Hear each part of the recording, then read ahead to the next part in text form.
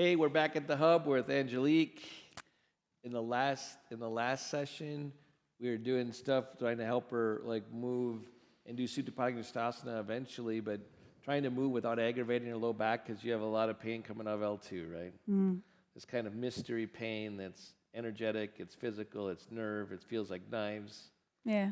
And there doesn't seem to be any simple solution to anything with that. Right. Except maybe, what are the bad things people try to do when they come up and say, hey, let's put more... Let's bring more like circulation in. Let's bring more energy in. And usually these things do what? They cause bring more pain. Yeah. Yeah. So, and in the last session, we were like thinking that although she shouldn't maybe be super active through there, that she still needs boundary. And so the last session was more about getting boundary in the feet. However, so I'm going to switch gears on you and surprise you a little bit. So tell me how you feel about your feet. I love them, but I think they look very funny now. they look funny now that that I'm not walking on them, that the muscle tone is different, like the fingernails grow fun, or the toenails grow funny, and anyway. And so, have you worked much with your feet, or do you end up kind of avoiding them? I guess I avoid them a lot. Mm-hmm. Yeah. Oh, you're going to do that thing, aren't you? Yeah, well, no. I'm just saying, like, one of the things in general, as your yoga teacher, right? Yeah. If we're thinking about having boundary on the edges of your poses, and then we already know when Amy put her feet into your feet in Dandasana, it felt good. Mm-hmm. And you're not always going to have someone be able to put their feet into your feet, right? So even, and we just did a session a little bit ago where our feet in feet, can you still feel what that felt like? Mm-hmm. You need to put more and more of your consciousness, not just your mind, into where your feet are. Okay. And one of the ways that's going to happen is if you start touching them more. Right.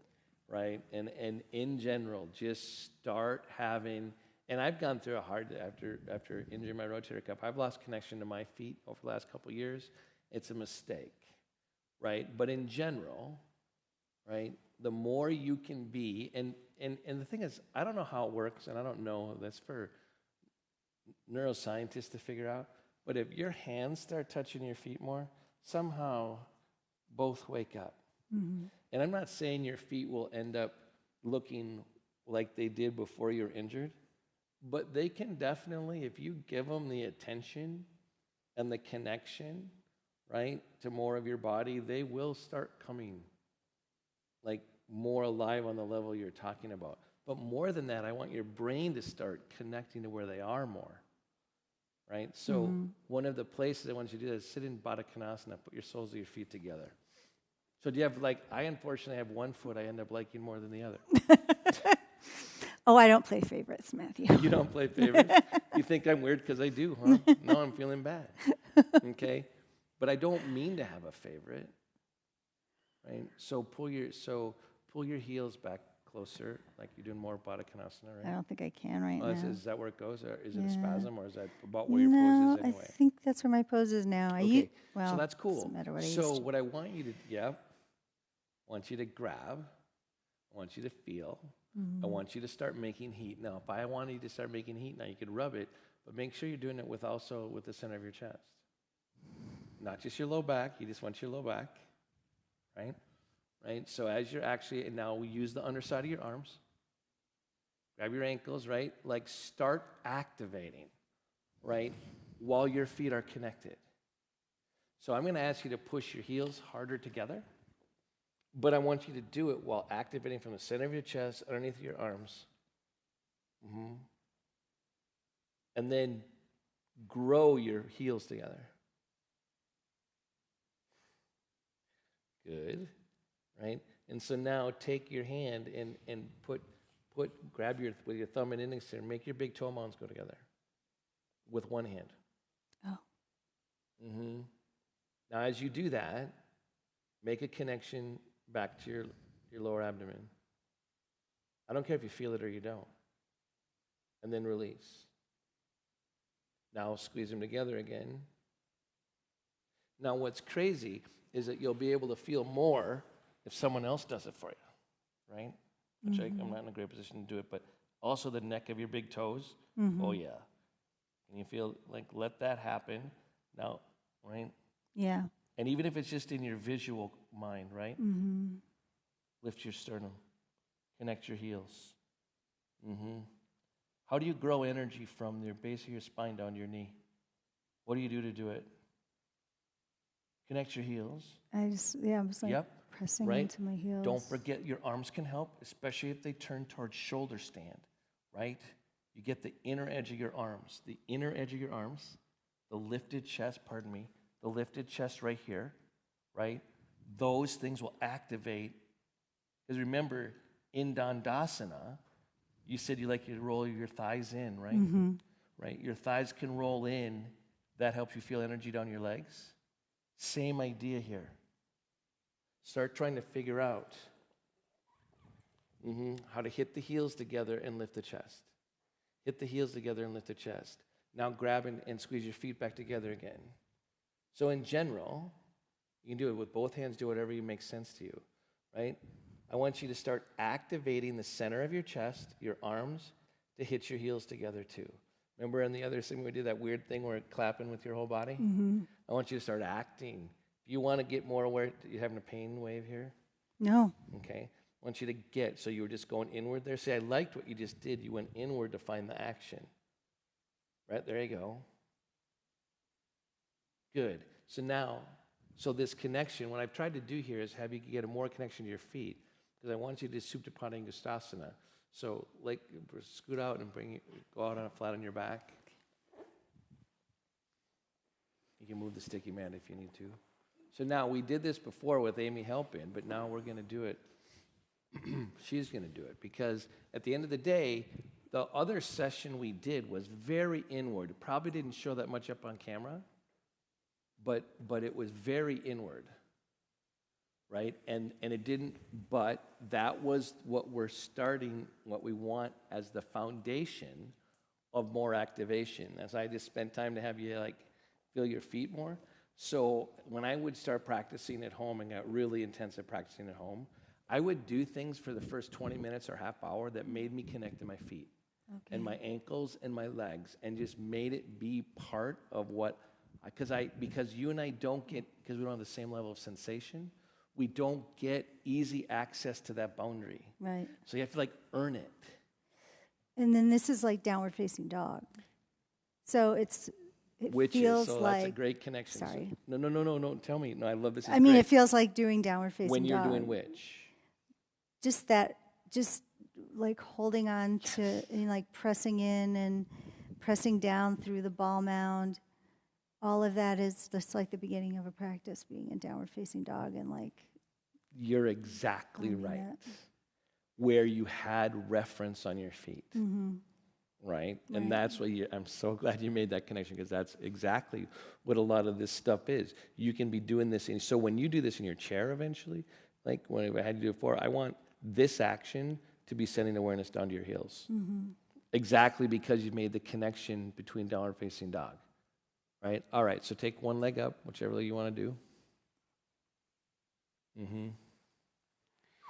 And so now, can you tell where that foot is, that heel is? So you can move it. See, I'm mad that you can move. That's awesome.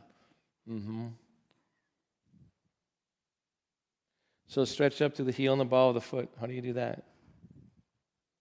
I'm like, literally, how are you doing this? I love what you just did. You just dropped your shoulder blades down. How do you stretch up to the heel and the ball of the foot of the up leg? Well, I was trying to find it from the place that I was finding it from before.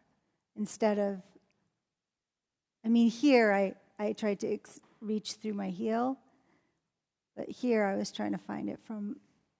And also in your abdomen without gripping your at L, right? So I'm just going to give you a little reference here, like that. So now, can you tell that calms down your abdomen a little bit? Right? So what if your inner body awareness had to happen from a sense of calm? Because isn't it the sense of calm that you want that helps you manage pain? Yeah. Right? So we want you to start accessing your whole body, not through the effort of grip, but through the calming sensation that you know doesn't trigger pain. Right. Which is what should be happening anyway. Okay? So I'm just pushing here to give you some extra reference. Now stretch up to the heel and the ball of your foot. Now go into the down leg. Good luck with that. Figure out how to do that. Do it from your back body down the back side of your leg. And stretch up to the heel and the ball of the foot of the up leg. Now work both your arms too. Remember the trick about working both your arms? Yeah, I think I just switch them. I often use my forearm against my femur bone. Can you do that? Yeah, this. Oh, okay. Because bone on bone is easier. It doesn't fatigue my muscles as bad. So now I want you to take the leg off to the side. Slow. Oh my God, you just tried to go to the outside of the pose, right? I and did. so you need to have that be from the interior where you know you don't cause as much pain, right? And I don't care how far down you come, because right now we're trying to open this energy out through your leg and down through your leg. Does that hurt? Is it about to come? I don't want to. Well, no, it's okay. Okay. So now, if you can grab lower, this is the thing that helps sometimes. If you can grab and put your elbow down on the ground that's holding your leg, don't worry about it going where you don't want it, right? Use the grounding, right, of your, learn it here. Learn it. See, this is like a more grounded pose, right? Right.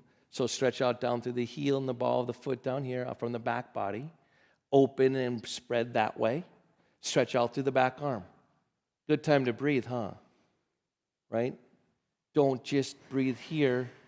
Keep the back body as part of your breath. Keep the back body as part of your breath. Because it's through the back body that Shavasana is going to be here, that calming space is going to be here. Okay. So as you're stretching down through the down leg and out through this leg, even with your foot not there, extend your foot as if it's there. Go all the way out to where your foot would be. Good, and then release. And now go to the whole leg. Grab the whole leg. You won't be able to use your elbow as well. Now you're going to have to use your arms straight, right? And do that. That looks perfect, right? Now keep this down. Make sure you don't lose. Go off to the side. You're good. Go off to the side. Now extend down through the heel and the ball of the foot, but down both legs at once. There you go. You can move way more than I can. I can't believe you just physically moved like that. Okay, now can you keep a hold of that arm and take this arm wide? See it from the back body, okay? So now when you bring the leg up, it's the reverse of clapping with your whole body. Whole body brings your leg up. Whole body brings your leg up. Good, and then release. So off camera, we're going to do the other leg, because otherwise Angelique will be going around in circles. But we'll come back to the hub in a second. See you in a little bit.